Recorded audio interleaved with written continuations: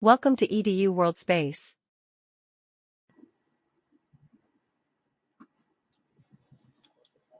Okay, so this problem asks us to find the ratio of the kinetic energy of an electron to the kinetic energy of a proton, given that the de Broglie wavelength of the electron is equal to the de Broglie wavelength of the proton, and we're working at speeds that are much less than the speed of light.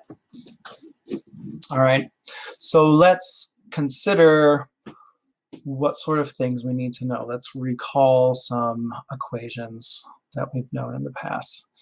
We know that kinetic energy is going to be equal to 1/2 mv squared is our usual go-to on that. But we also want to remember what we learned in the momentum part, which is that kinetic energy can also be seen as the momentum squared over twice the mass of a particle. And we want to keep in mind that this formulation of kinetic energy is usually more handy when we're dealing with particle physics equations. So I'm going to leave that there for a minute. We also want to recall what the de Broglie wavelength is. And that says that the wavelength of a particle is going to be equal to the Planck constant h divided by the momentum of that particle. And here we see why the momentum formulation of kinetic energy is handy when we're dealing with particles. So let's explore this de Broglie wavelength situation with our given that the wavelength of the electron is equal to the wavelength of the proton. If that's true, then I can take this expression and think and say that so the wavelength of the electron would be equal to h over the momentum of the electron, and that is going to be equal to the wavelength of the proton, which is going to be equal to h over the momentum of the proton. And h is just the Planck constant, so Planck constant over Pe is equal to the Planck constant over Pp. This implies that the momentum of the electron in our given condition must be equal to the momentum of the proton in our given condition. So instead of having two separate momenta, we're just going to deal with one momentum P that is the same.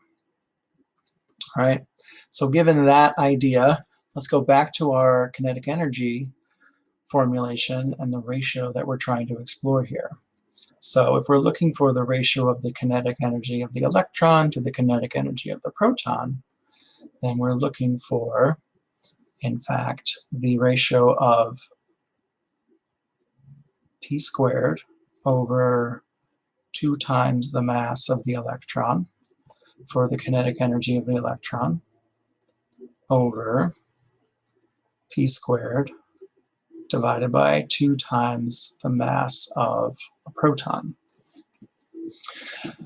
And if we do some canceling now, we see that p squared over 2 appears in both parts here. So those are just going to cancel out. And what I'm left with is 1 over the mass of the electron over 1 over the mass of the proton. And if we simplify that complex fraction, we are left with this ratio of kinetic energy of the electron to the kinetic energy of the proton is simply equal to the ratio of the mass of the proton to the mass of the electron. And these are both given numbers, constants. So if we look up those numbers, we see that the mass of the proton is equal to 1.6726 times 10 to the minus 27 kilograms. And that's going to be divided by 9.11 times 10 to the minus 31 kilograms. And we see that that ratio is equal to approximately 1,840.